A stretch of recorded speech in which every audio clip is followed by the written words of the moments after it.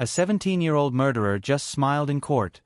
Calm, cocky, convinced he'd walk free. He thinks youth makes him untouchable, that a polished defense and his parents' power will carry him out the front door. He even glances at the victim's family like it's all a game. But what he had no idea about is already moving toward him, a digital trail he can't outrun, a pattern of control he can't explain away, and a devastating revelation from inside his own world that will rip the mask off that smirk in front of everyone. As the prosecutor stacks each rung, time, place, motive, the room shifts. The cameras go quiet.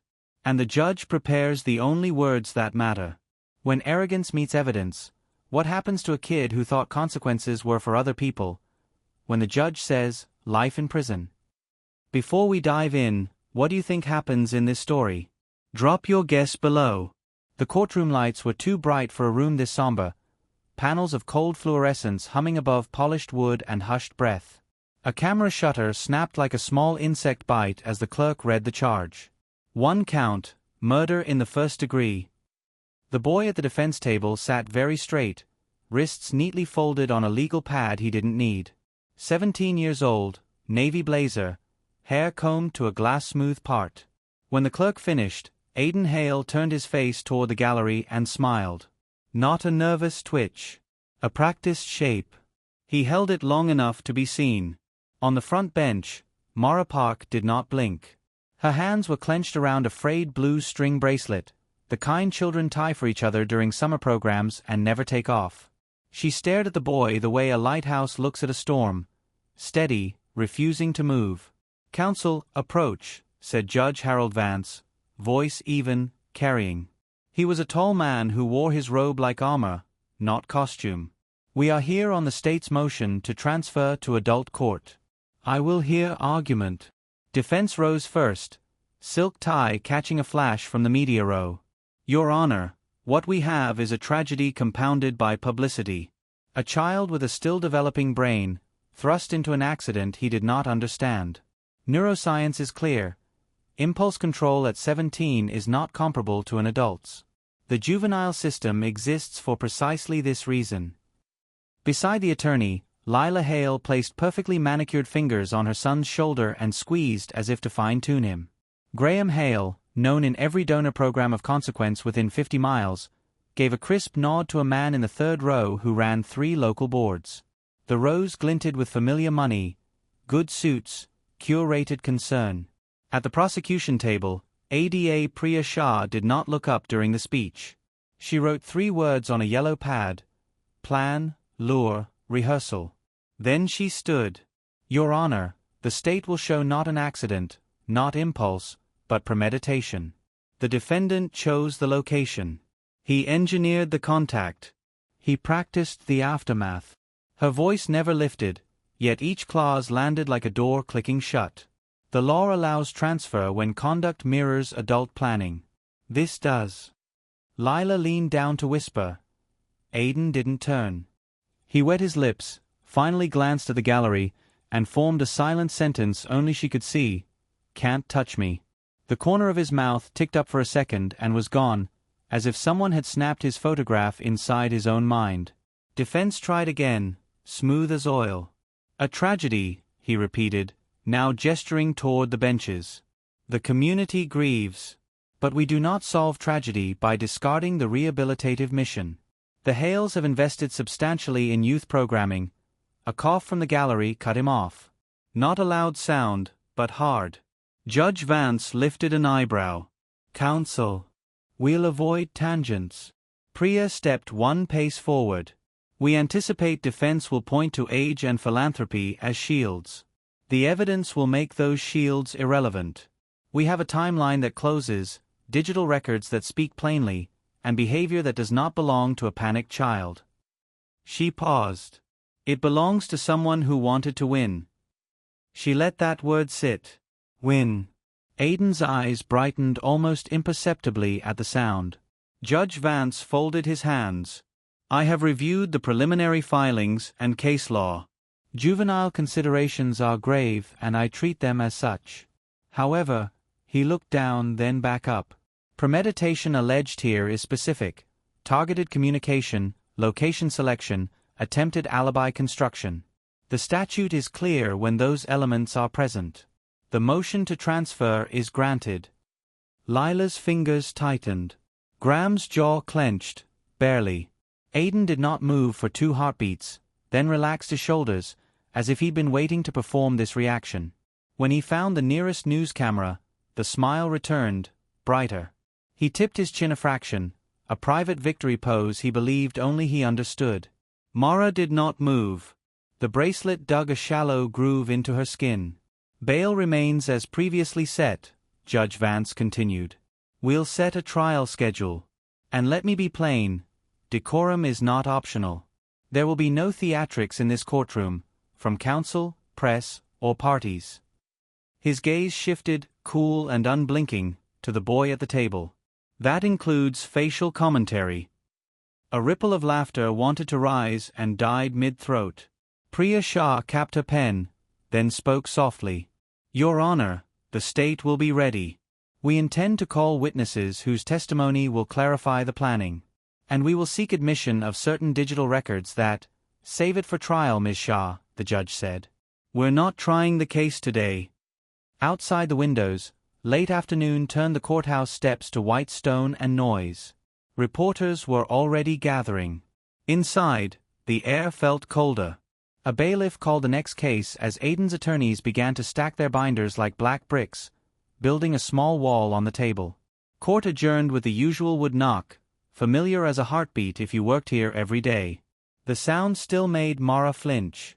She stood slowly, the bracelet slipping loose, catching against her wrist bone before resting again. Priya reached her in the aisle. No promises, no platitudes, only a nod that said what needed saying, I'm not leaving this unfinished. In the narrow lane between benches, defense swept forward. Cameras leaned. Graham set a path by force of presence. Lila followed with a smile strained at the edges. Aiden came last, hands in pockets now, the perfect student on a field trip. As he passed Mara, he looked past her, through her, as if she were frosted glass and he could see the next lens waiting beyond. The grin was back, faint and fixed. He did not see the bracelet.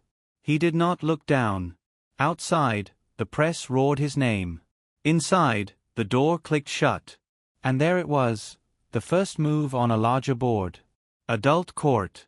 Rules changed. Priya watched the hallway swallow the boy and said to herself, not for the room but for the coming weeks, you wanted a game. She gathered her file, the word rehearsal underlined twice on the pad, and walked toward the evidence that would teach him what games cost. They met her at the double doors with microphones like spears. The courthouse corridor was a tunnel of heat and voices, bright bulbs reflecting off glass cases of retired judge portraits. Ms. Shah, any comment? Is the state overreaching trying a child as an adult? Is this political? The questions slapped like rain. ADA Priya Shah stepped into the noise and didn't flinch. Ahead, the Hale machine moved as one, attorney in a silk tie, a PR handler with immaculate hair, Graham Hale pretending not to enjoy the attention while enjoying all of it, and Lila with a hand on her son's shoulder like she was introducing him at a gala. Aiden's chin stayed high.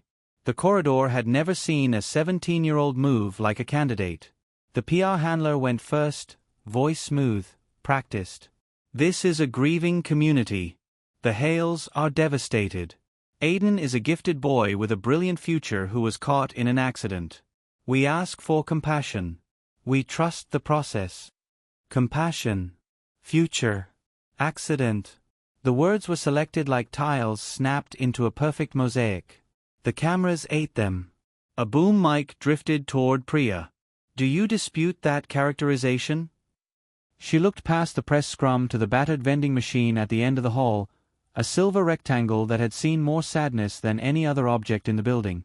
I'm not trying this case in a hallway, she said. Jury selection is about facts, not narratives. When it's time, the jury will see the plan in his own words. The boom mic hovered, hungry.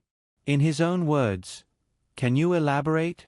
No, Priya's tone was flat, professional. We respect due process. We also respect Riley Park. A hush, brief and real, passed through the corridor. In the second row of spectators, Mara Park stood with her hands wrapped around a frayed blue string bracelet. Her face was carved from patience. A reporter angled a camera toward her, and she turned slightly away. There was nothing for her to give them there. Her grief wasn't a clip. The defense attorney lifted a folder as if to shield his client from the heat. "We filed a notice to suppress certain digital evidence gathered without adequate juvenile safeguards," he announced to the microphones. "We believe much of what the state teases will be ruled prejudicial and inadmissible." Teases. The word stuck in Priya's ear like a splinter. She let the press drift where it wanted, toward spectacle, and walked with the lead detective down the back stairs. The air turned cooler. The hum of the building's old systems took over where voices ended. They passed a bulletin board covered in faded flyers, "Know Your Rights, Community Mentors Needed," and stepped into the small war room the county gave her for big cases. One long table, a whiteboard that had seen better days, and a cork wall swallowing pushpins. The board was ready. The detective had printed everything in quiet, relentless black and white. Timeline. Router/console logs. Smartwatch. HR/steps/GPS dashcam/decal. Diatoms/mud. Discord, Kings. Spoofed text. Each phrase anchored to photos. The trestle bridge under a dim sky, a close-up of a lightning bolt sticker from a bike shop receipt, the riverbank's slick reeds. Thin red thread tied time to place like veins. One item had a strip of painter's tape over it, a paper rectangle redacted by hand. Home cache. Scrawled in Sharpie beneath. Priya dropped her trial bag and set her palms on the table. "They filed the suppression?" she asked. "Just came in," the detective said, holding up the stamped notice. "They're going after the device warrants, the router logs, the smartwatch, the Discord. Claiming juvenile status makes consent complicated on shared family devices. It's a corridor argument dressed up like a motion." She took the paper, scanned, and nodded. "Let them swing." She moved to the board. "We ladder them," she said, as much to herself as to the room. Offline window at the Hale house. Heart rate spike and steps near the trestle. Dashcam catching the decal at 8:19. Diatoms matching the upstream station. The King's server establishing pattern. Control. The spoofed texts purchase and deletion on the tablet. Each rung answers their last objection. No single showpiece. The climb is the point. The detective pointed to the painter's tape. "And if that thing under there exists, it's the rung with teeth." Priya stared at the taped square. The county's digital forensics lab had promised an answer within days.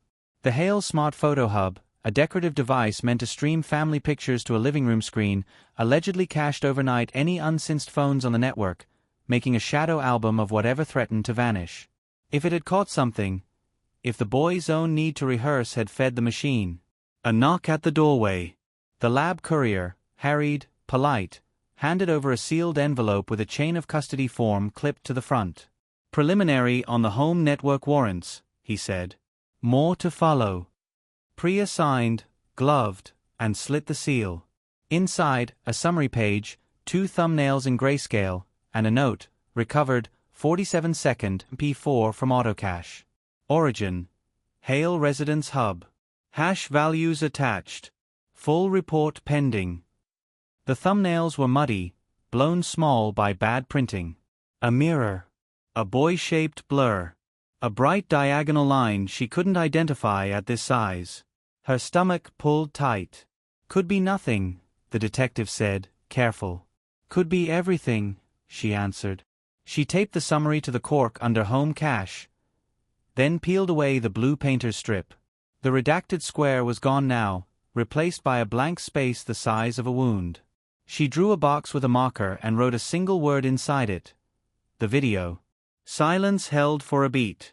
In the quiet, Priya could hear the courthouse breathing through vent work and old brick. She imagined the corridor above, Aiden's smirk caught by every lens, and felt the old fury settle into its most useful form, focus. Her phone buzzed. A text from the prosecutor's office. "Defense just emailed press exclusive. Gifted boy, tragic accident, overzealous state." A press alert pinged a second later. carrying the exact same words. She set the phone face down. "We don't answer with adjectives," she said. "We answer with receipts." The detective nodded. "Where do you want the team?" "In the law library pulling case law to beat their suppression on shared devices," she said. "Get our chain of custody affidavits in perfect shape. Prep the diatom demo for a jury that hates science. And find me the cleanest way to explain a mesh network to 17 strangers who've never heard of one." She capped the marker and looked once more at the box labeled the video. "If the cache is real," she said, softer now, "it ends his smile." Out in the corridor, a camera flashed again. You could feel it even here. Priya picked up the yellow pad she'd been carrying since morning. On the top page, 3 words stared back at her in thick ink. Plan, lure, rehearsal. The board was a promise. The courtroom would be the proof. This chapter follows your prose style guide and the exact outline uploaded for this story, ensuring tone, structure, and evidence beats align with your plan. Saturday mornings at the community center smelled like pencil shavings and orange cleaner. The multipurpose room had a scuffed parquet floor, a wall of windows, and a rattle in the air vent that sang whenever the heat kicked on. At the long table closest to the light, Riley Park lined up plastic cups and poured a handful of colored beads into each one. "Math bravery," he told the 3 kids waiting on the edge of their chairs. "Not smart. Brave. Big difference." He shook a cup so the beads clattered like tiny marbles. 4 reds and 2 blues. "If I move 2 reds here, what's left?" A timid boy named Dylan counted under his breath, lips barely moving. Riley didn't rush him. He kept his voice soft, with long pauses that felt like permission. When Dylan finally whispered, 2 and 2, Riley snapped his fingers like a magician. "You just divided like a pro." The room loosened. A girl in an oversized hoodie laughed, some sound between relief and pride, and rearranged her own beads with sudden certainty. Riley nudged another cup toward the 3rd kid. He never made it a test. He made it a game. On the far wall, a corkboard overflowed with paper stars and construction paper bikes. The headline, lettered by a volunteer, read, "Safe wheels, bright trails." That was Riley's motto. After his father died last year, he'd asked the center director if he could start a little club. 2 milk crates of tools, a squeaky pump, and a whiteboard where he wrote "Free Tune UPS." Kids brought in bikes with crooked seats and sticky brakes. Parents brought in the ones they were going to give away but weren't sure how. Riley worked with patient hands, wiping chains clean with an old t-shirt, his forehead marked with a line of earnest grease he never seemed to notice. "Brakes kissing the rim," he'd say, listening close to the soft rasp as the wheel turned. "Easy fix." He kept a coffee can full of reflectors he'd scavenged from a thrift store bin and a stack of cheap craft stickers. Stars, lightning bolts, smiley faces, he'd bought with saved chore money. He never used the flashy stuff kids bragged about online. These were dollar store sheets that peeled at the corners. He'd let the younger ones choose a sticker for the fender when a job was done. "A little lightning for speed," he'd grin, pressing a paper-thin bolt onto plastic with his thumbs. "Safety first. Drama second." That was Riley, gentle showman, practical to the core. After the lesson, he rolled a wobbling bike to the open doorway and glanced across the street, where the river trail eased into view between cottonwoods. The trestle bridge, old iron and stubborn bolts, arched like a faded spine over the slow green water. It was their route. His and his mom's. Their last mile on evening rides before turning home. He took the long way back to the table, soaking in the room like a map he'd memorized. Ms. Alvarez at the sign-in desk, tapping names into a laptop older than all of them, a dent in the radiator where someone had once dropped a handweight, a poster about teen mentors curling at the edges. He liked knowing where everything was. He liked making things work. "Shift ends in 10, Ms. Alvarez called. "Pancake Saturday?" Riley's eyes brightened. "Always." At home, Mara Park flipped the first pancake with the confidence of a second-job veteran. 2 shifts, no complaints, a smile for the customers who didn't know what else to say. Their kitchen was neatly small. 4 magnets on the fridge, a calendar that hung straight, a ceramic mug full of mismatched forks. Riley washed his hands and checked the chain on his own bike by habit, crouching so the light hit the links. The chain sang low. Good. Mara slid a pancake onto his plate, then another onto her own, thinner, like she always did without comment. They ate with the TV off. They didn't need noise to fill the rooms. How'd it go? She asked.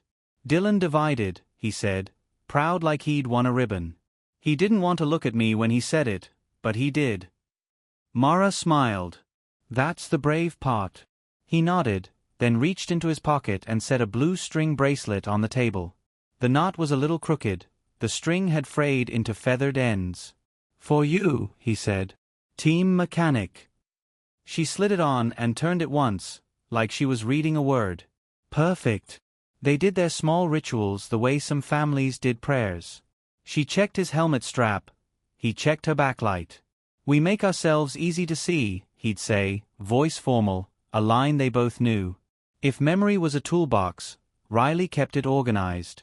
In the afternoon, the center held a little ceremony no one would call an award because it made the shy kid uncomfortable. They gathered by the corkboard anyway, and Ms. Alvarez spoke into a squeaky microphone about volunteer hours and difference-making. Riley pretended to tie his shoe. The younger one swarmed him after with questions about chain lube and whether you could ride on dirt without popping your tire. Depends on the tire, he said. Depends on the dirt. At the end of the day, a small boy dragged in a bike with a bent rear fender and a bell that had lost its cheer. Riley straightened the metal, tapped the bell's housing with the back of his knuckle, and coaxed out a brighter ding. He dug in his sticker stack and held up two choices for the boy to pick, star or bolt. Bolt, the kid said, eyes huge. Riley laughed. Drum a second, he reminded, and pressed the paper bolt on with the pad of his thumb. The sticker was thin, cheap, and would start to curl by next week. But for now it shone. Behind him, a teenager peered through the window at the trestle, black against a late afternoon sky. You riding later? He asked. Maybe a few miles, Riley said. Trails smoother since the fix. Safer too, the teen replied, and knocked the window lightly with his knuckles as if blessing it. Riley packed the tools back into the milk crates, wiped his hands, and glanced at the clock. The light outside had softened to a honey color that made the river look warmer than it was. He watched two cyclists cross the trestle, small as toy figures from this distance, and felt the familiar tug to move. He called to Ms. Alvarez that he was heading out and would be back before dark. She lifted a hand without looking up. Be back by 8, she said automatically, the way adults say lines they trust to keep kids safe. Be back by 8, he echoed. On his way through the door, he passed the corkboard and straightened a curling corner with a fingertip. He didn't like loose ends. Outside, a breeze carried the smell of water and wet leaves. Somewhere downriver, a fisherman's radio murmured a game that wasn't going well. Riley swung a leg over his bike, checked his brake again, and coasted toward the trailhead. On the rear fender of a younger kid's bike, just locked to the rack nearby, the flimsy paper lightning bolt caught the low sun and flashed once. He smiled at it without thinking, then pushed off, tires whispering over the pavement, the trestle waiting like a line drawn across the sky. He did not know that somewhere else a different bolt, thicker, reflective, sold in limited runs, had already been peeled from its backing and pressed onto another wheel with colder hands. He did not know that small choices could throw echoes. He only knew the river, the bridge, and the promise he'd made, back by 8. June 17th started like any other day worth forgetting. Light slid in through the thin curtains, the kettle clicked off, and the small apartment filled with the calm hum of routine. Riley Park gulped the last of his cereal, wiped his mouth with the back of his hand, and checked his phone. 7:17 a.m. A text from Jordan Ellis blinked from last night. You still have the worksheet pick? So Riley snapped a photo of the fractions page, drew a quick circle around the tricky part, and sent it with, "We'll go over it after center, if you're around." School was a blur of lockers and pencil lead. In algebra he helped a classmate find common denominators. In social studies he kept his head down and worked. His phone stayed face down in his pocket, turned to do not disturb except for Mom. At noon he texted Jordan again, center shift ends at 6. Can meet up by the trail, 7:45. A minute later, the dots appeared, then disappeared. No reply. It didn't bother him. Jordan's phone was always at 2% or missing under a couch cushion. The community center smelled like orange cleaner and something faintly sweet from the daycare down the hall. Riley signed the clipboard, pressed the loose edge of a poster flat against the wall, and rolled out the milk crates of tools.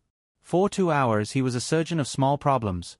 A sticky brake pad here, a slipping chain there, a seat post that didn't quite trust its bolt. He coaxed the bell on a pink bike back to life with a knuckle tap and watched a little girl's eyebrows launch into the sky when it dinged.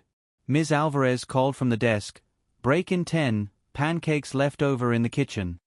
Riley washed his hands and ate one cold, standing by the sink. He texted his mom like he always did, heading home at 6. "Might ride later." She answered with a thumbs up and a blue heart, the kind that matched the bracelet on her wrist. He smiled without meaning to. By 6:10 he'd wiped the tools clean and tucked everything tight into the crates. The sky was a soft gold at the edges, the kind of light that made the trestle bridge look like a drawing. He tightened his helmet strap and checked his backlight. Habits were a kind of prayer. Across town, in a room lit by a 2-white bulb, a console chimed and went dark. The living room TV showed a frozen menu for a beat, then nothing. A small wristwatch on a younger wrist woke, pulsed to life, and counted steps. The number climbed. The heart rate ticked upward as if something unseen had whispered go. At 7:03 p.m., Riley texted Jordan a third time, "You still want to check the worksheet? I can swing by the trail." Nothing came back. He slipped the phone into his pocket, then took it out again long enough to glance at the time and the weather. Clear. He plugged in his bike light for a quick top-off. Every part mattered. At 7:28, Mara Park came home from her shift with a tired smile and a paper bag holding 2 muffins someone had left behind. "Trade you one for a hug," she said. "2 hugs," he bargained, grinning. They split the muffins in the kitchen and talked about small things, how the vent rattled less when it rained, whether the center would finally fix the wobbly table leg. She brushed a smudge of grease from his cheek with her thumb. "You going to ride?" "Just a loop," he said. "Maybe meet Jordan. I'll be back by 8. She didn't like that the words came out of him so easily, the way they always did, like a line they both trusted. But habit kept fear small. She tapped the blue bracelet on her wrist. Helmet, light, eyes up. "Yes, ma'am," he said. It was affectionate, not teasing. At 7:41, as he zipped his jacket and checked the tire pressure with 2 quick squeezes, his phone buzzed. Unknown number. A block of text, "Emergency with Jordan, come alone. By the trestle. Need you." 7:42 p.m. Riley frowned, read it twice, and felt the pocket of worry that lives in good kids who try to fix things. He fired off a quick reply, "On my way. You okay?" 3 dots appeared and vanished. He slung the strap of his helmet under his chin. "I'll be back by 8, he called toward the kitchen. 8, Mara repeated, not quite looking up from the sink, trusting the pattern. "Don't try to beat the sunset." He wheeled the bike into the hall, the front tire lifting over the threshold. The air outside had cooled slightly, the evening ran along the street in a thin river of sound, neighbors talking, a dog complaining, someone's bass turned too low to make out the song.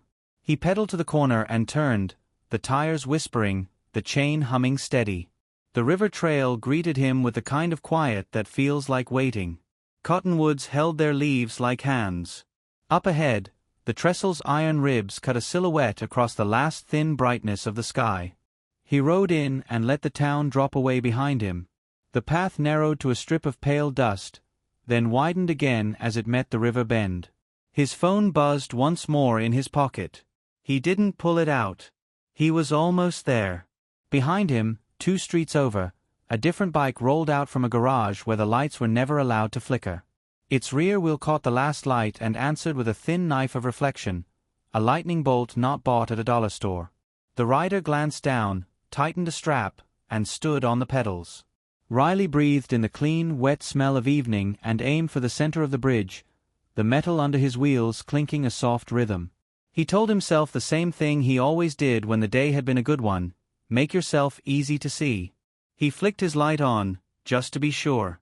The trestle loomed larger, then closer, then under him. He did not know that the text was a lie. He did not know whose plan he had just entered. He only knew the promise he'd made and the line he meant to keep, back by 8, as the shadow of the ironwork swallowed him and the river took his small sound. This chapter follows the established prose style guide and the uploaded story outline to ensure tone, pacing, and evidence foreshadowing remain consistent. The old man's radio crackled low from the bucket beside him, a ballgame drifting over water like a half-remembered song. He'd fished this bend since before the trail was paved and the trestle got its fresh coat of paint. He knew its sounds: metal cooling at dusk, carp nosing reeds, teenagers laughing too loudly on summer nights. That's why the other sound, quick splash, scraped wood, a single, strangled shout, cut straight through his bones. "Hey!" he called, standing fast enough to sway the dock. Silence answered. Then the river ran on, smooth as if it hadn't heard. He dialed 911 with cold fingers and told the dispatcher what he knew. Trestle pylons, north side, someone in trouble, hurry. By the time the first cruiser bumped down the service lane, the sky had dropped from gold to pewter. A light wind pressed the smell of algae and damp iron into the noses of the officers who ducked the rail. "Start the bank," Sergeant Lamb said, voice clipped. "You, stay with the caller." 2 rookies hustled flashlights along the waterline. A glint turned under cattails. One of them reached and pulled a bike free by the handlebar, weeds threading its spokes like wet hair. The bell, half submerged, gave a soft, ruined ding. "Bag it," Lamb said. Half a mile away and 10 minutes earlier, a rideshare driver rolled a yellow light at 8th Street and checked his dash as the app corrected the route. He barely noticed the kid on a bike cross in front of him.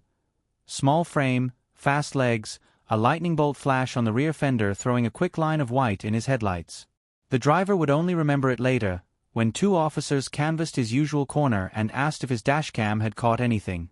He would scroll to 8:19 p.m., point, and say, "That thing. That shiny sticker." Back at the river, the search widened. Fire engines made a low red glow through the trees. A rescue team worked methodically along the pylons with poles and ropes, their radios popping with short words that sounded like prayers translated into code. An EMS unit idled, lights off until someone said to turn them on. They found him downstream, caught in a slack pocket of current against the reeds. A paramedic waded in slow, the water swallowing his thighs, and the entire scene went very quiet. There are protocols for tenderness. He used all of them. They lifted Riley Park out with the same care you give to what you can't repair. No one described it later because they didn't need to. A blanket. A zipper. A note of time in a paramedic's calm, ruined voice. A rookie turned his face so no one would see him wipe his eyes. "Accident," one officer said, "too early, because people hate unshaped darkness. Timbers are slick." Sergeant Lamb didn't answer. He was looking at the mud. The night had made a sheet of it, smooth but for a trail of narrow ovals leading from the pylons toward the brush, then cutting back to the trail gravel. Shoe tread. Not boots. Smallish. Sharp edges, like the soles were new. He crouched and set a ruler beside one, then another, tracing with his sight line where the steps widened and the depth changed. "Tex," he called over his shoulder. "Get me casts before we lose this. And bag mud samples from the bank and from that tread void." A crime scene tech in a ponytail snapped on fresh gloves and knelt with a small kit. Her light turned the prints into relief maps. "We'll need a few minutes," she said. "Water's lifting the edges. Work fast." A second tech moved to the bike. He photographed the chain angle, the bent fender, the bell still clinging to sound. He pried a thin strip of reed from the rear axle and tucked it into a vial, clicking the top with a clean sound that felt out of place here. From a pocket he produced a paper evidence tag and paused, pen hovering. "Owner." "Not yet," Lamb said, though the answer had arrived the same way a storm arrives, from a long way out and then all at once. Blue lights announced another cruiser easing up the lane. A woman stepped out before it stopped moving, a hand at the doorframe to steady herself. "Mara Park." She moved forward as if through invisible rope. A uniformed officer slid into her path gently, palms up. "Ma'am, please. That's my son," she said, and the present tense did its best to survive one more minute. She touched the blue string at her wrist like it could pull him back. "We're doing everything right," the officer said, "because good officers have to say something when there's nothing to say. Please, stand back. We'll come to you." Mara tried to see around him and couldn't. She pressed her palm to her mouth to keep all the sounds in. Across the tape, a firefighter looked at his boots and then at the sky. On the trail above, Detective Quinn arrived with a canvas bag and a notebook. He took the scene in with a slow, practical gaze. The eddies, the reeds, the angle of the thrown bike. He listened to the last thin ping of the bell and then to the way the wind answered through the ironwork. "Walk me through," he said. Lamb did. When Quinn reached the shoe prints, he dropped to a knee beside the tech and studied the pattern through her light. "Distinct," he murmured. "Stay with it." A radio chirped. A patrolman up near 8th Street said he might have a civilian with footage. "Something with a sticker," he added, unsure why that seemed important except that it did. "Bring him," Quinn said. "And pull the street cams on the nearest grid, the sooner the better." Lamb looked once more at the river tolerating all this fuss and then back at the woman holding herself together with both hands. "What do you think?" he asked, quietly now. Quinn didn't look away from the prints. "I think we do not say accident unless the evidence says it first." The tech poured plaster and the river made its old, indifferent sounds. A zip cut soft air. A tag got its name. Downstream, the reeds returned to their own business. And somewhere to the east, headlights washed over a dashcam's steady eye as a lightning bolt blinked in and out of a frame, waiting to matter. "Let's lock the perimeter," Quinn said, standing. "And someone call the ADA. She'll want the timeline tight from minute 1. They held the line until the night grew thin and the river gave them nothing else. The mud, however, had spoken. It left a path leading away. And the path, if you followed it right, would carry a smirk in its prints. This chapter follows the established prose style guide and the uploaded outline for this story to ensure tone, pacing, and evidence beats remain consistent. Morning came in gray strips through the blinds of the briefing room. Coffee steamed in chipped mugs. The whiteboard still wore last night's mud-speckled map of the river bend and a crude sketch of the trestle pylons. Detective Quinn stood with a marker in his hand and a patience that read as authority. "All right," he said. "We build a clock and we don't guess." ADA Priya Shah slid into a chair with a legal pad and a stare that had turned a dozen soft cases hard. "Full digital timeline," she said. "Router logs, street cams, dash cams, smartwatch data, phone records. If it pinged, I want it on the board." The room moved. Sergeant Lamb rattled off assignments while a CSU tech pinned the rideshare driver's printout, 8:19 p.m., beneath a grainy still of a rear fender flashing a lightning bolt. The old fisherman's 911 call sat above it, time-stamped, the thin thread of a voice that had cut the quiet. Priya drew a long line down the middle of the board and marked 7:30, 8 o'clock, 8:30, 9 o'clock. "Make the gaps obvious," she said. "We'll fill them with facts." The first facts came fast. "Router logs from the Hale residence," the cyber officer said, stepping in with a manila folder and a look that meant he'd been up as long as the river. "Their game console shows offline 7:58 to 8:46 p.m. Prior pattern is steady weekday use. Last night, dark during the window." Priya circled the window in red. "Alibi crack," she said, almost to herself. "He told patrol he was playing a campaign at home." "Not then, he wasn't," the officer replied. "We also pulled DHCP lease records from the ISP. The house's mesh network saw a device leave and rejoin in that period. MAC address in the range for a smartwatch." That dovetailed with the next envelope through the door. "Subpoena returned from the watch manufacturer," Quinn said, tearing a seal and handing Priya the printout. She scanned the page. Her thumb stopped on a small spike. "Heart rate jump at 8:22 p.m., she read. "Step count climbs from 8:14 to 8:27. GPS scribble consistent with movement near the trestle coordinates. Lamb leaned over the map and set a fingertip on the drawn pylons. "Right here," he said. He was right here. A tech wheeled in a cart with labeled vials. The room picked up a wet, green smell when he cracked one for a quick look.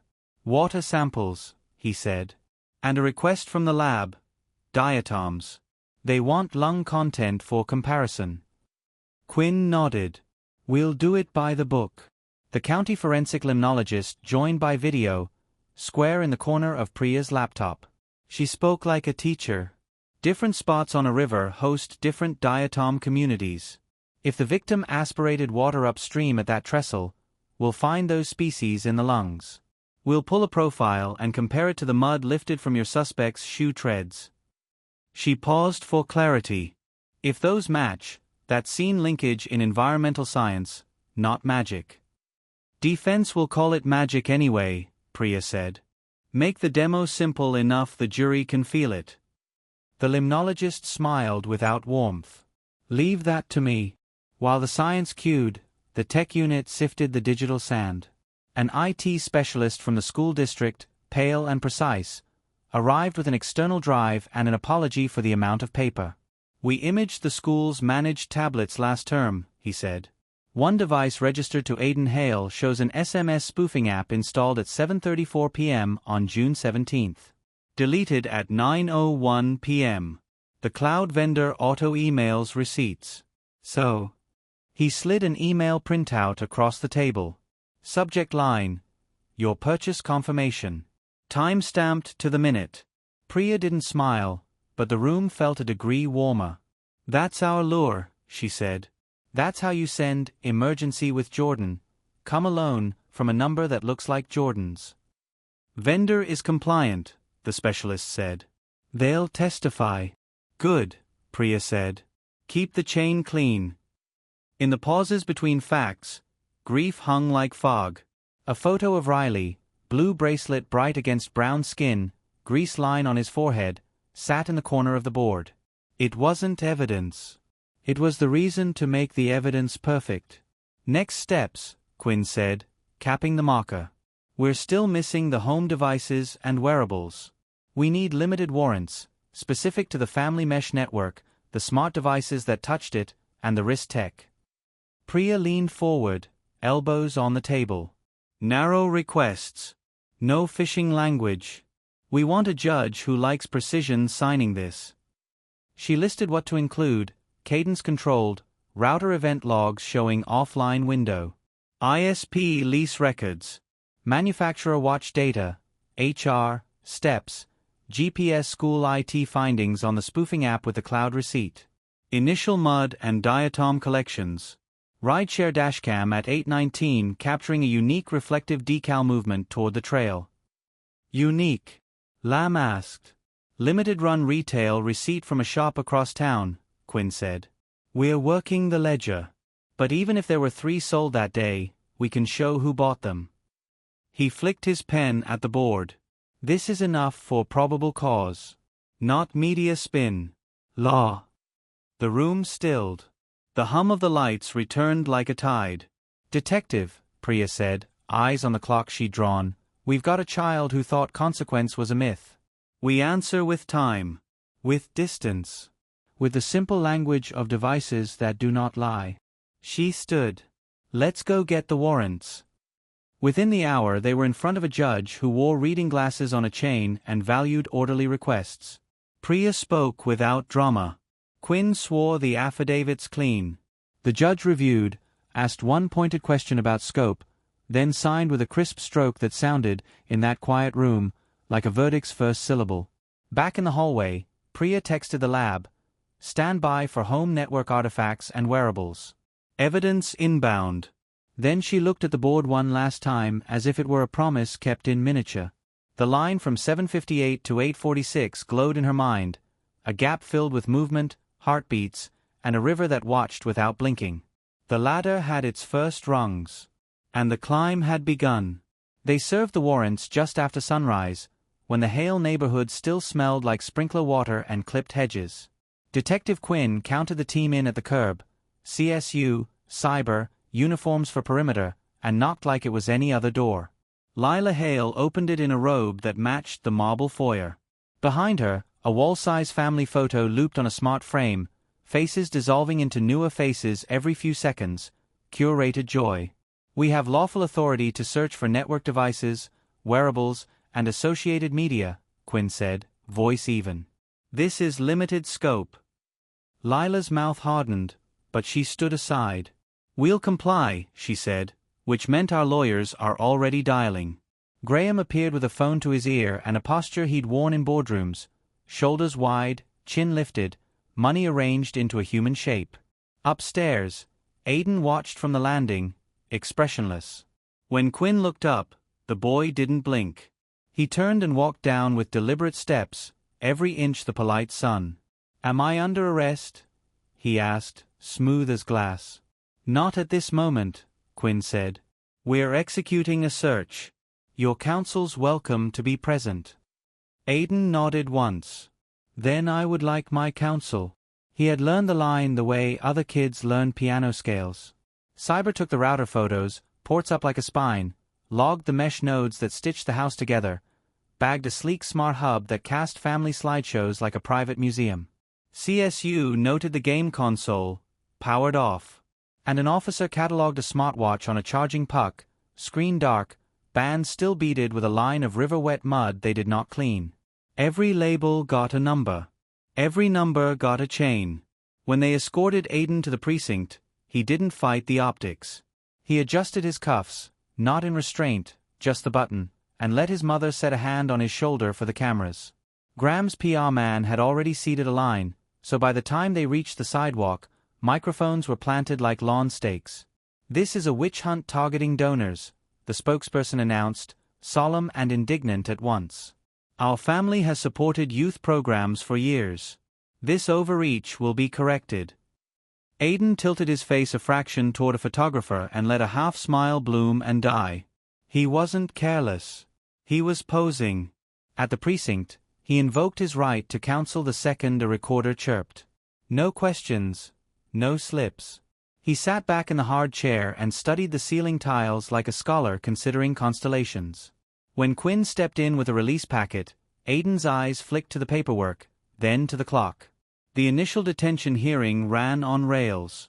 Juvenile factors weighed against a charge this serious. Age, community ties, no prior adjudications. Defense counsel stacked them like sandbags.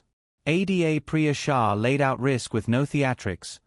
Planning, lure mechanics, attempted alibi construction. The state doesn't ask for spectacle. We ask for safety. Judge Harper, the on-call juvenile judge, not Vance, did the math of the moment.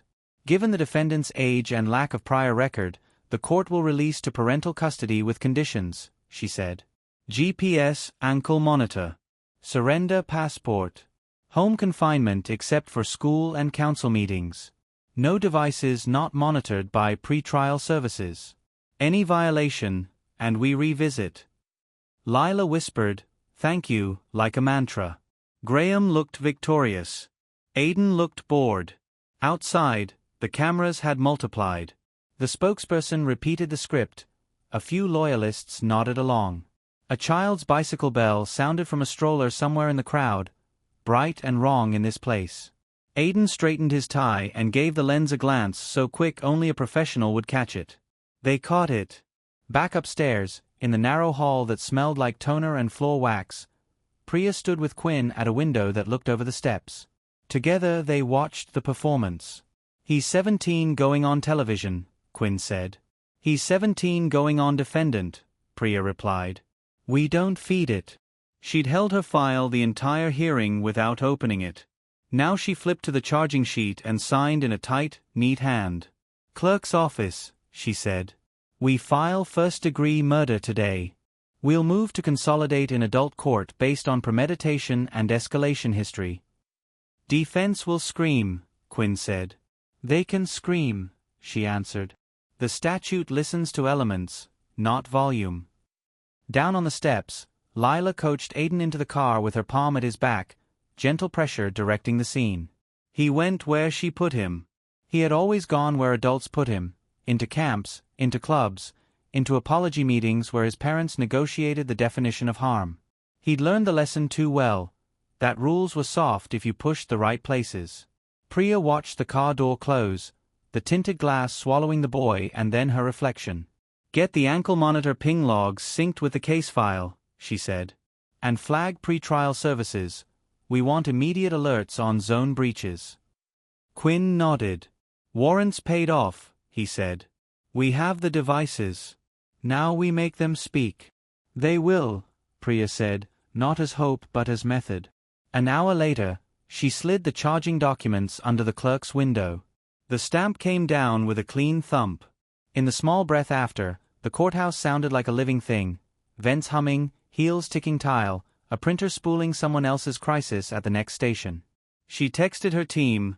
"Filed. Ladder holds. Next. Transfer." Outside, a headline went live, the picture framed exactly as Aiden wanted. Sharp tie, soft smirk, the choreography of innocence. Inside, the state moved a piece he hadn't accounted for. The weight of a formal charge that opens doors to rules he can't bend. The moves were on the board now. And the boy who loved games had just entered one he couldn't script. The bedroom looked like a set someone built to stream a perfect life. LED strips breathing color, a tidy desk, a microphone on a boom arm that floated like a third hand. Aiden sat in the chair every gamer wants and spoke into the mic with his push-to-talk held down just long enough to make boys lean closer to their screens. "Kings, check," he said, voice low, pleased with its own echo. Tonight was a king move. 6 icons ringed the voice channel. Most were muted. One wasn't, Jordan Ellis, hunched over a laptop at his kitchen table, the glow washing him thin. He hadn't wanted to click in. He'd told himself he was done with this room. But the server was a gravity well, and Aiden's join ping hit like a tug on a rope. "What kind of move?" someone asked, trying to sound older. Aiden smiled at his reflection in the black square of his monitor. He liked talking to himself. "Not accident," he said. "Not luck. I moved him. Pieces don't move unless a king puts a hand on the board." Jordan's mouth dried. The fan in his laptop clicked louder. He nudged the cursor to the screen record hotkey without looking. The red dot pulsed alive in the corner. Small, guilty, necessary. Aiden leaned toward the mic. "Rule 1, he said, casual as advice. "Lure. You make it his idea to show. You spoof the number. You use the right words. You don't use too many. Emergency. Come alone. It's a magnet. Good kids are magnets. No name." He never used a name. He didn't need to. "Rule 2, he went on, enjoying his own certainty. "Location. Slippery. Dark. A place that tells a story you can repeat later. A place that eats sound. Bridges are good. People believe bridges." Jordan swallowed hard. The server's channel list looked suddenly monstrous. Inside jokes from a year ago sitting like bones. In #wins only, there were screenshots, a principal's email, a teacher's grade page. Flexes. Proofs. He'd laughed at some of it once. It was hard to remember how. Aiden tapped the mic stand lightly, a drummer counting time. "Rule 3, he said, softer. "You practice the call. You don't wing it. You rehearse the wobble in your voice. Tears are chemistry. You can learn chemistry." Someone whistled into their mute. Another kid typed, "God mode," and deleted it before hitting enter. "Take off your shirt," Aiden added, almost impatient with their ignorance. "Stains make stories you don't control." Jordan felt a shiver of the future run through him. Blue lights on black water, the sound of a bell from a bike they would pull, a mother with a blue string on her wrist. He didn't know all of it yet. He knew enough to hit save. Aiden wasn't done. He tipped back in his chair, a silhouette in purple light. "You know what they don't teach you?" he asked. "Adults are programs. If you learn the inputs, you predict the outputs. Say the right things, and they'll build the alibi for you." What did you say?" a smaller voice asked. It might have been a real question. It might have been the sound a conscience makes. Aiden smiled again. You say, I tried to help. He fell. It was dark. Make your sentences short. Short sentences get believed. Jordan's recording timer rolled past 39 seconds. His finger hovered near the stop key and didn't press it. Aiden's tone changed. Cooler, happy in a way that made the room colder. Last rule, he said. You don't panic. Panic is for pieces. Jordan hit stop. The file saved under a meaningless name, because he was the kind of kid who knew to do that. His hands shook so hard he had to hold one with the other. He dragged the clip into a folder inside a folder inside a folder called Homework and stared at it until the red in the corner of his mind finally went still. In the headset, a laugh burst. Someone who didn't understand what they were laughing at. Aiden muted himself and looked into the camera he wasn't using, trying out faces. He tried solemn. He tried devastated. He settled on neutral, then let the corner of his mouth lift, just a little, because that was the part he liked best, the rehearsal before the world arrived. Jordan yanked the headset off. The sound of his apartment rushed in, the fridge shuddering to life, the neighbor's TV, his mother loading plates too carefully because she was listening. He exported the clip a second time, to a thumb drive he kept for school projects. He labeled it math_notes MP4 with a speed that surprised him. His mother knocked lightly. You okay? He opened the door and didn't try to explain yet. Words were going to be insufficient and dangerous. Mom, he said, voice too thin. Can you just sit here a sec? She sat. He held the drive in his fist like it could jump. He didn't sleep. He didn't even pretend. He watched the dark turn to the kind of gray that means the day is going to ask you to be brave. By morning, he had a plan that felt like standing on a rail and refusing to jump. He would show his mother. She would take him to Ada Shah. He would tell the truth into a room that held it carefully.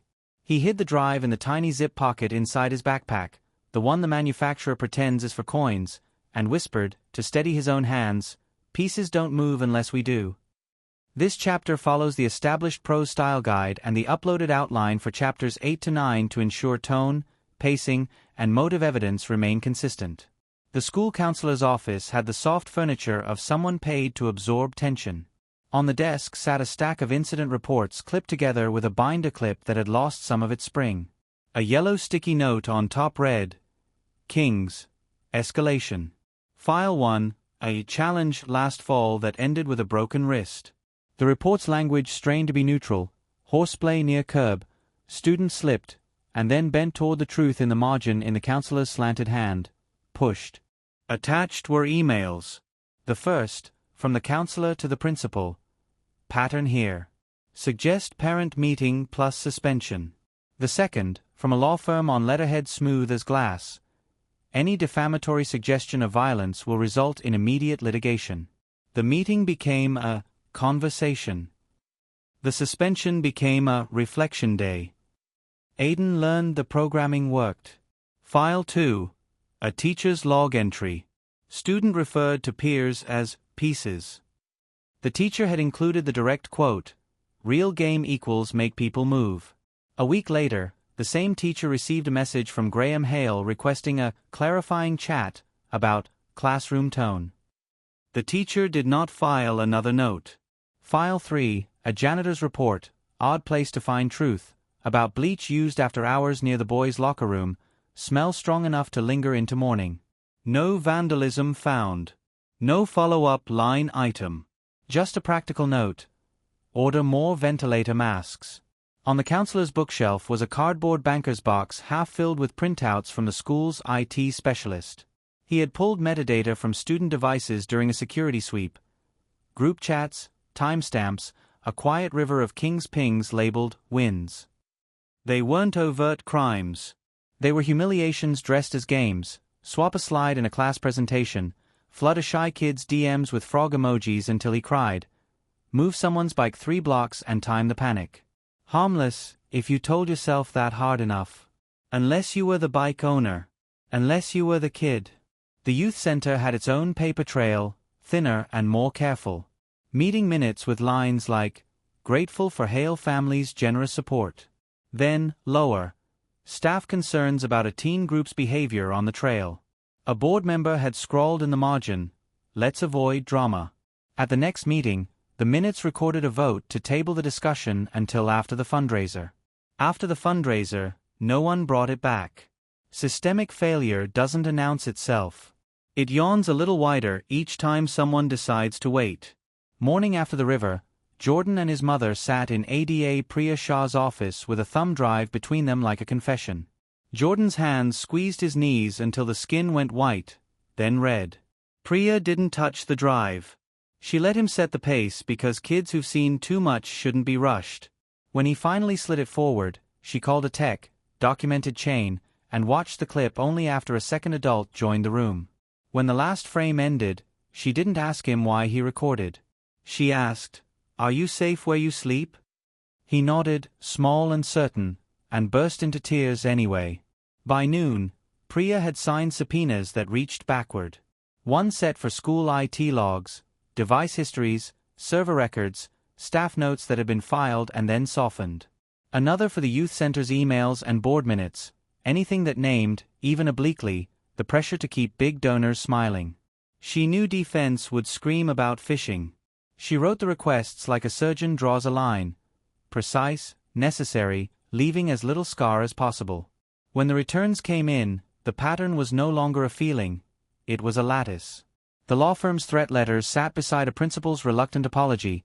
The king's chat logs curved into the teacher's margin note and out again into an anonymized incident report about a bike move near the trestle 3 months earlier.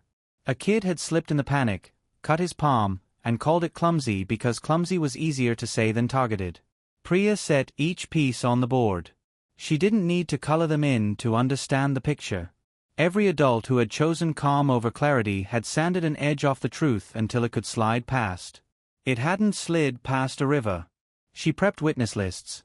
The counselor who had written pushed, the teacher who would admit to the email, the IT specialist who could explain without jargon how a spoofing app installs and leaves a receipt when deleted.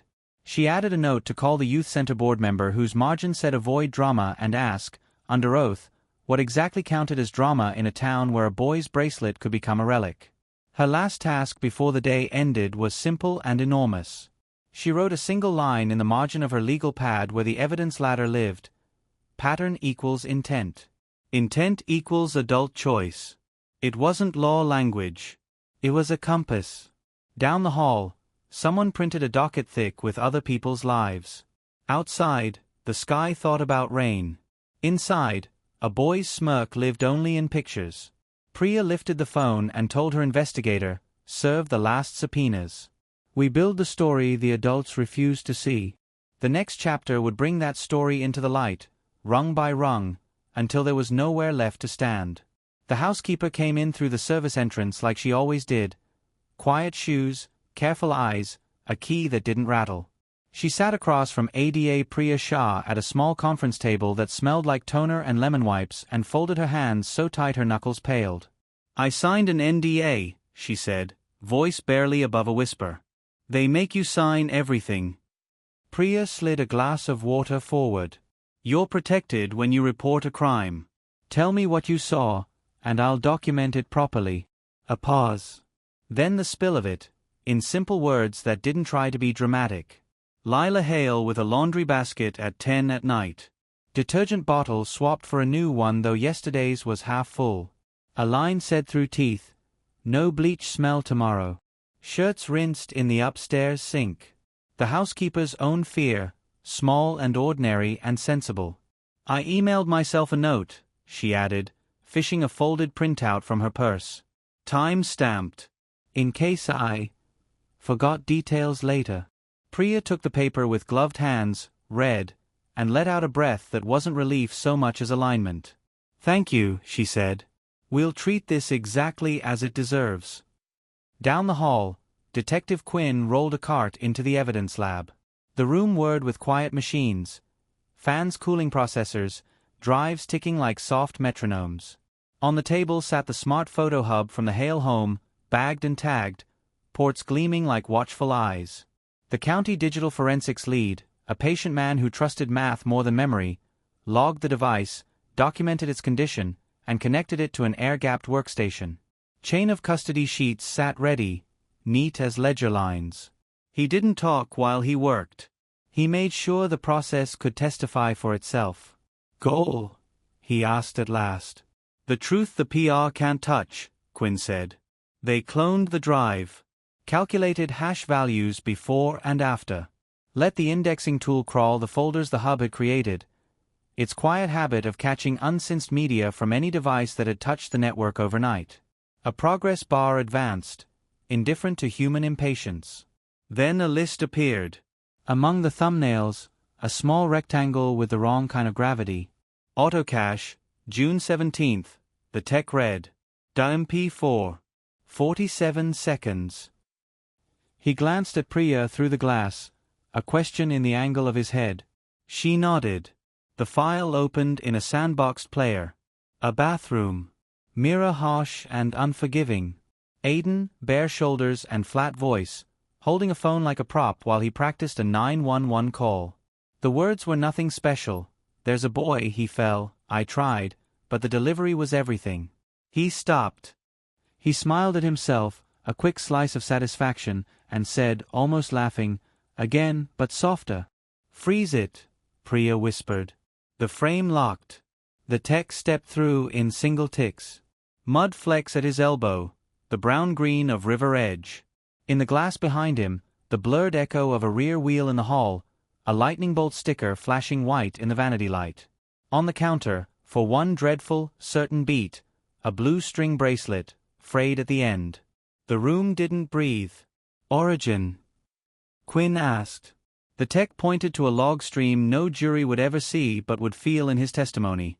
Hub cached the file between 9:07 and 9:17 p.m. from a device with the boy's phone's MAC address. It was then deleted from the phone. The hub kept its copy because that's what it does. "Hash values," Priya said. He read them out like coordinates. Wrote them again on the chain form. The numbers turn the moment into evidence. "Defense will cry prejudice," Quinn said, eyes still on the frozen frame. "They can cry," Priya answered. "Foundation stands." They watched the clip end, not looking away out of respect. When the screen went black, Priya didn't speak for a few seconds.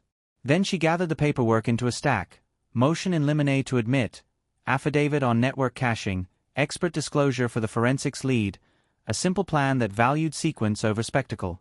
Back in the small conference room, the housekeeper signed her statement with a slow hand. "I don't want trouble," she said. "You're telling the truth," Priya said. "The truth is not trouble. It's direction." By evening, defense had filed an emergency motion to exclude anything unduly prejudicial, especially video. They used words like inflammatory and developmental stage and child. Priya's response used other words: premeditation, authentication, probative value. A judge who preferred brevity to drama set the hearing for trial week. He would let the process speak. Before she left, Priya did the thing she allowed herself once and only once in a case like this. She watched the clip again, alone, not because she needed more but because this was the last time she would let it be about feeling. After this, it would be exhibit, foundation, ruling. She turned off the screen, wrote the video in a box on her whiteboard, and underlined it twice. Then she capped the marker and said to the empty room, "You don't get to practice the world and keep the applause." Trial mornings always smell the same: old varnish, coffee, paper. Judge Harold Vance took the bench with a nod to the gallery and a caution to the cameras: "You may record from the designated pool. You may not turn this courtroom into a show." The jurors filed in with faces carefully blank. A school nurse. A warehouse manager.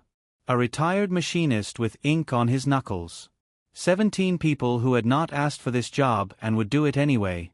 Aiden Hale sat at the defense table in a navy suit that fit like a lie told by a good tailor. Lila smoothed his sleeve. Graham kept a hand on his jaw the way men do when they want to look thoughtful. Aiden looked at the jury for a second too long, then away, practicing the middle distance. "Ladies and gentlemen," the defense began, voice warm as a blanket. "You will hear about a terrible night and a terrible loss. You will also hear about a child, 17, whose brain is still building bridges. There was no malice. There was an accident near a bridge known to be slick. Do not let grief be dressed up as intent. He spread his hands, showing empty palms. He did not say wealth or donor or influence. He didn't need to. Those ideas traveled without luggage. When Ada Priya Shah stood, she didn't move around the well like a dancer. She gripped the lectern and spoke in sentences the jury could carry with them to lunch. You will see a ladder, she said. Rung by rung. A timeline that closes. A lure sent from a spoofing app installed and deleted the same night. A game console that went dark exactly when the defendant said he was playing. A smartwatch that recorded a heart rate spike at 8:22 p.m. and steps along the trestle. A dashcam that caught a lightning bolt decal at 8:19 p.m. Diatoms, tiny river life, that matched the water where the victim died and the mud in the defendant's shoe treads. She paused, letting each piece take its seat. You will also hear about a culture this defendant created and controlled, Kings, where challenges humiliated other children. You will see words in his own voice about making people move like pieces. And, at the proper time, you will see a digital record from inside his home that speaks to planning, not panic. Defense shifted. Aiden's pencil rolled once, then stopped. This case is not about age, Priya finished, voice level. It is about choice. The law asks you to weigh actions, not optics. We trust you to do that. Witnesses began. Sergeant Lamb mapped the scene. Pylons, reeds, the line of tread marks leading away. The old fisherman took the oath with shaking hands and told the room about a shout that didn't echo. The rideshare driver identified his dashcam and the clip at 8:19, the white bolt cutting a line across his view like a thrown match. The cyber officer walked the jury through router logs and mesh nodes, not with jargon but with kitchen table metaphors. Think of your home internet like a hallway, he said. Last night, certain doors were closed at certain times. The game console's door was closed between 7:58 and 8:46. Where was the defendant? Defense asked on cross. I can tell you where the devices were, he said, unflustered. The watch, the console, the hub. They don't invent alibis. A juror wrote that down. The forensic limnologist was a teacher by instinct and proved it. She passed around a laminated photo of diatoms, delicate, glassy shapes. Different spots along a river are little cities, she said. We sampled the city by the trestle. We found the same citizens in the victim's lungs and in the mud from the defendant's shoe. Defense tried junk science. She answered with a 1-minute explanation. Even the back row understood. Jurors leaned in. They didn't need to love science. They needed to believe it. Mid-afternoon, the school IT specialist authenticated the spoofing app receipt and the install/delete times. The jury saw the subject line, your purchase confirmation, and a timestamp that nestled into Priya's clock like a tooth in a gear. Through it all, Aiden kept a posture that read as bored if you knew how to read it. Twice Judge Vance raised an eyebrow toward him as if to say face is also conduct. Lila dabbed the corners of her eyes with a tissue that never darkened. When court broke for the day, you could feel a tiny shift in the air, the moment when a story starts to prefer one gravity over another. Defense had warned against emotion. The state had handed the jury objects that didn't care how anyone felt. As the jurors filed out, Aiden glanced toward the gallery. For a blink he let the old shape cross his mouth, the smirk, the one that had made a hallway famous for a few days. He caught himself and flattened it. Too late. Mara Park, seated on the end, saw it. She didn't stand. She didn't speak. She placed a hand over the blue bracelet and waited for the part of the trial where words give way to proof. Day 2 opened with the kind of rain that makes the courthouse smell like old varnish and wet coats. The jury filed in, quiet, their eyes already tuned to the rhythm. Question, answer, exhibit, note. Judge Vance nodded once. State, call your witness. Sergeant Lamb went first, drawing the river bend with words. He marked the trestle pylons, the reeds, the bike lodged like a swallowed breath. Photos came up on the monitors, mud the color of coffee, a bell still clinging to a dented fender. His finger hovered over a close-up, a neat line of shoe tread leading away.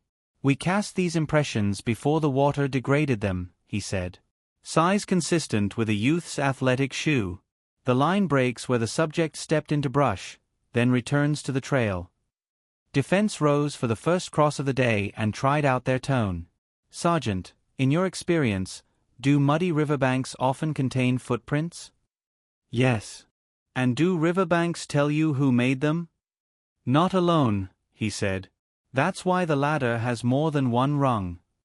The cyber officer followed, explaining router logs and mesh nodes without jargon. Think of your home network like hallways, he told the jury. Each device is a door. On June 17th, the game console's door at the Hale residence was shut between 7:58 and 8:46 p.m. Could someone else have closed it? Defense asked.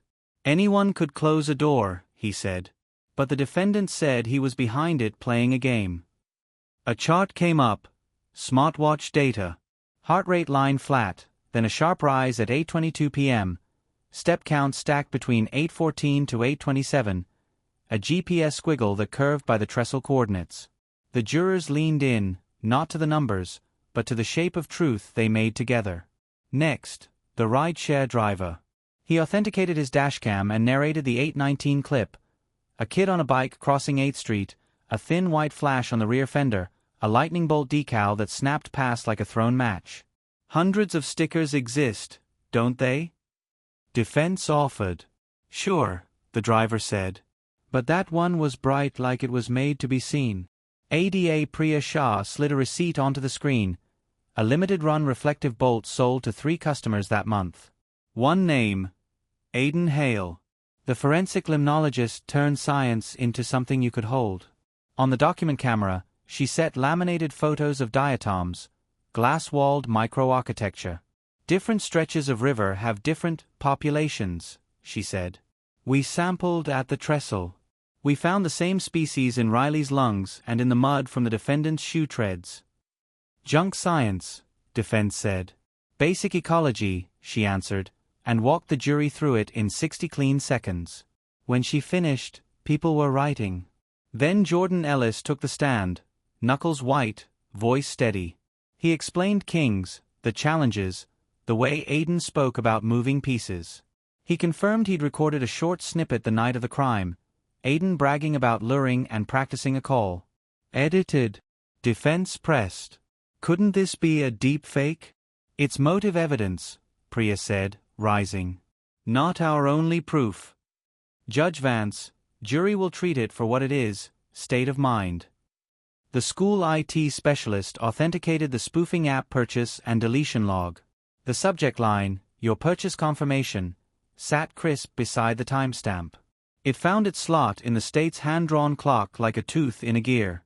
Last came the housekeeper. She gripped the rail, stared somewhere middle distance, and told the simplest version of the truth. Late-night laundry. Detergent bottle swapped. No bleach smell tomorrow. She slid her time-stamped email to self into evidence like a quiet stone. On cross, defense smiled. Your NDA warned you not to share private family matters? My NDA didn't say to hide a crime, she said, and the line landed. By late afternoon, exhibits had started to feel like a second language the jury could speak. Defense stood to file their move, a motion to exclude any prejudicial video, the state kept teasing. We all know what the prosecution is angling for, counsel said. A show. A child on a screen. Priya didn't bite. We'll lay foundation through a digital forensics expert, she said. Architecture of the home hub, auto-cache behavior, hash values, access logs. When the law says the ladder is complete, we'll climb. Judge Vance tapped his gavel once, soft. Motion is taken under advisement pending foundation. Court will recess. The jurors stood slowly. You could feel the weight in what they just carried. Facts that stack, a story that starts to prefer one gravity over another. Tomorrow, the pressure would tighten. And something important would crack. The morning began with a child's voice no one in the room had the right to forget. A center kid, 9, hoodie sleeves too long, told the jury how Riley had fixed his brake and taped a star to his fender, so cars would see me. His words were small and beautifully unadorned. He said he wasn't scared on the trail when Riley rode next to him. He said he wanted to be that brave for someone else. At council table, Aiden let out a chuckle. Quick, reflexive, the sound of someone who thinks he's outside the weather other people feel. It wasn't loud. It didn't have to be. Mr. Hale, Judge Vance said, voice level but wired. Your face is part of this courtroom. You will control it. Defense rose to apologize. He understands, Your Honor. I hope so, Vance said. Because if he doesn't, I will teach him. The boy in the hoodie stepped down. The gallery breathed again. Recess. The corridor was a river of whispers. Mara Park stood near the water fountain, fingers on the blue bracelet that had become a kind of anchor. She wasn't blocking anyone's path. She wasn't trying to look at Aiden. She was just there, present for the thing she did not choose. The defense team rounded the corner first, Lila tight as piano wire, Graham rehearsing concern, counsel counting motions in his head. Aiden came after. He had time to stop. He had time to choose silence. He chose himself.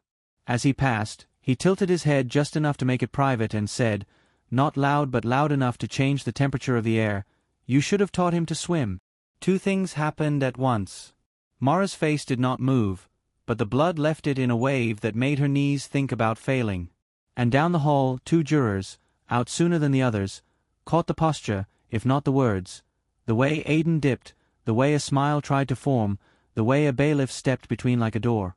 "Keep it moving," the bailiff said, "body in the space where ugliness likes to pass. Counselor, get your client away from witnesses." Defense hissed, Aiden, like a prayer and a threat.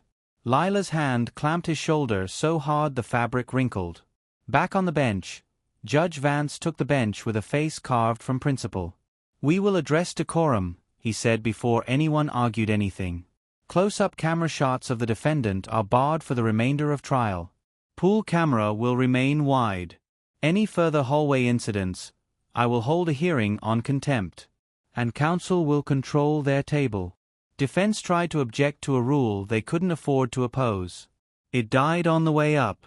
The afternoon slid into testimony again, but the room had changed. Jordan returned for a narrow point on dates. He didn't look at Aiden. The IT specialist answered a few rehabilitative questions on cloud receipts. The limnologist clarified a diagram. Each witness set one more brick. At 3:10, Priya called a teen from the center, a soft-spoken kid who told the court Riley had once insisted they ride the long way home because the lights were better, because we make ourselves easy to see. The phrase hung there like a benediction. Aiden stared at the table as if it might give him a script. Defense, sensing damage, asked for an early adjournment to organize exhibits. Judge Vance declined. "We keep schedule," he said. "Jury, thank you for your attention. We resume at 9. Expect foundation testimony on digital evidence."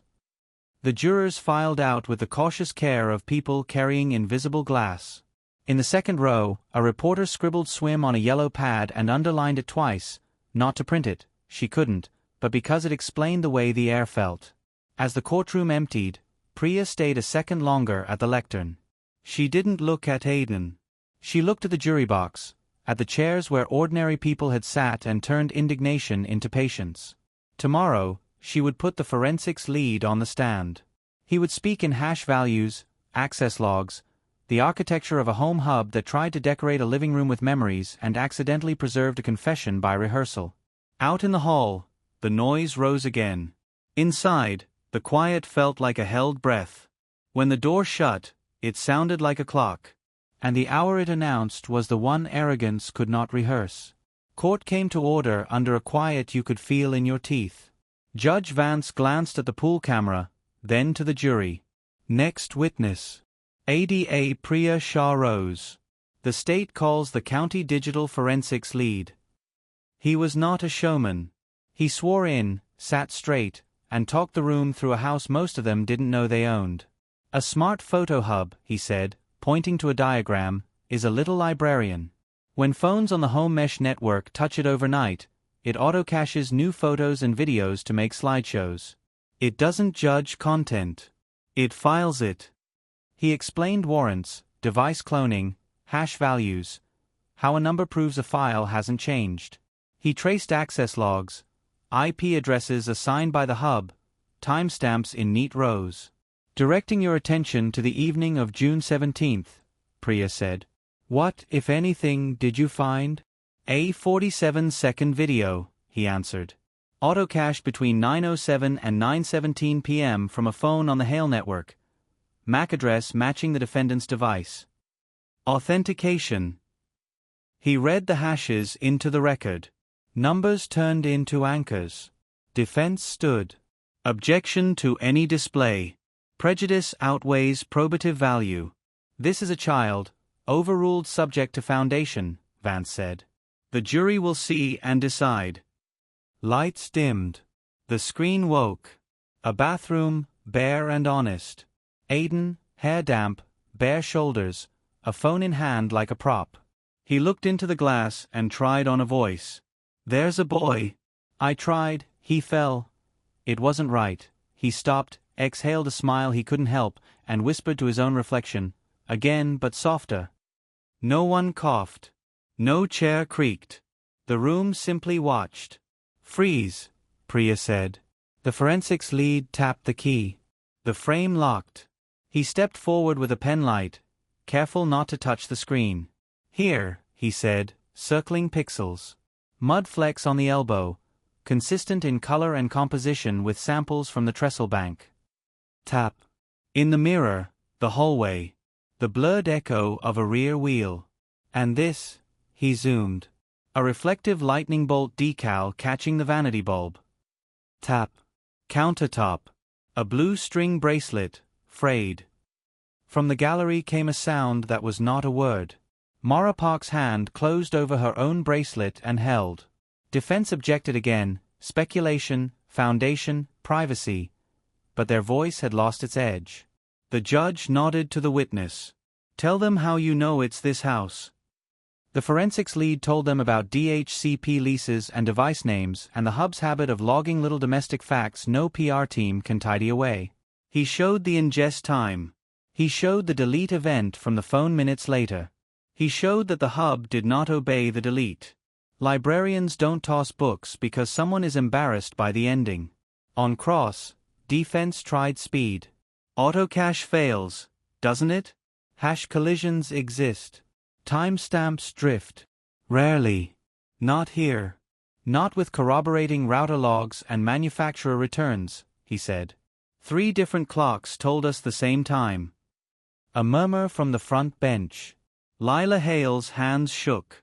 She pressed knuckles to her lips, then, loud enough to be testimony whether she meant it or not, spilled the line she had swallowed for a month. I told you to delete everything. Gavel.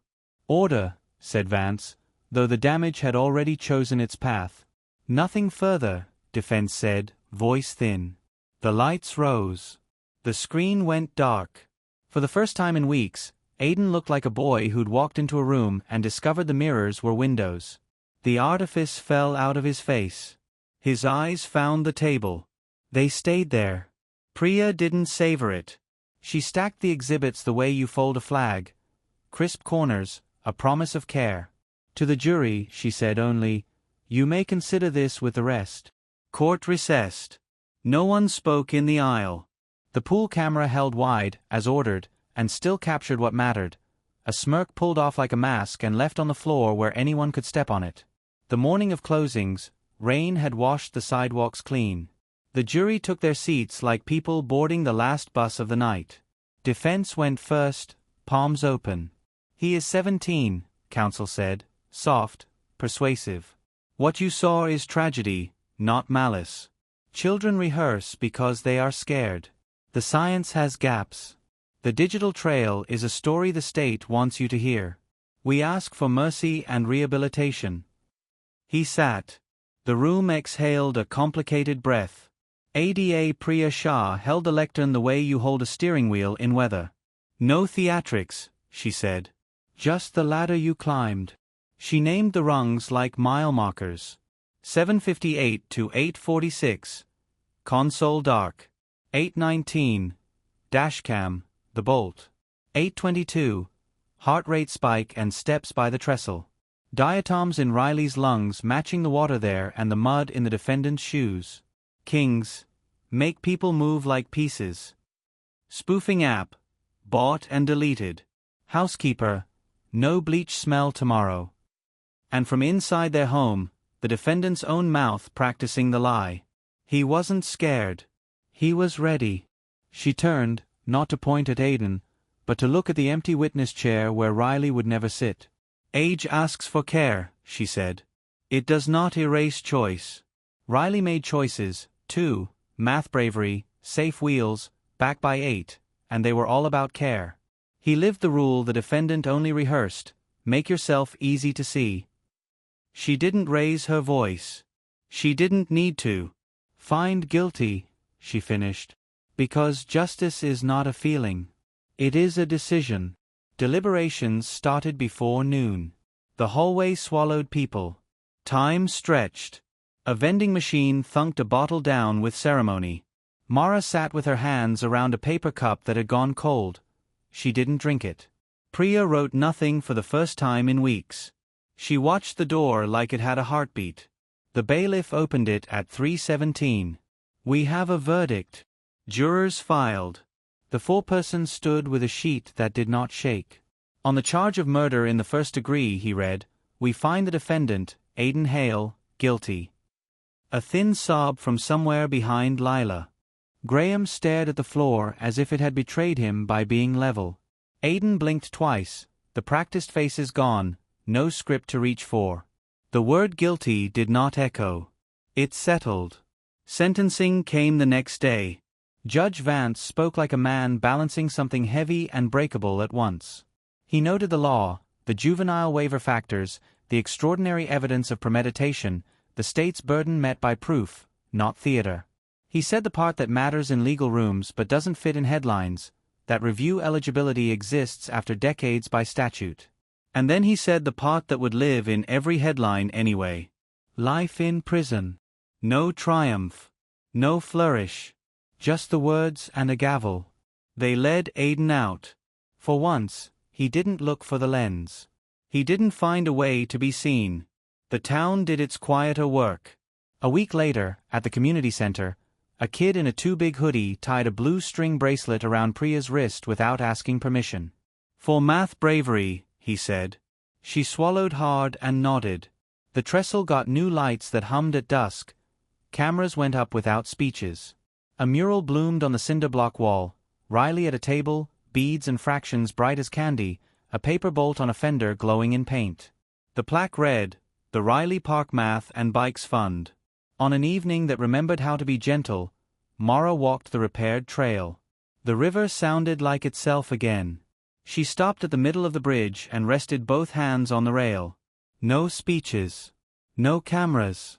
The lights came on in a soft line, one after another, like a sentence landing. She looked down at the bracelet. She breathed in. Not triumphant. At peace. Somewhere, in a server and on a shelf and in a docket, the rungs stayed where the jury had put them. The smirk was gone. Order had a shape again.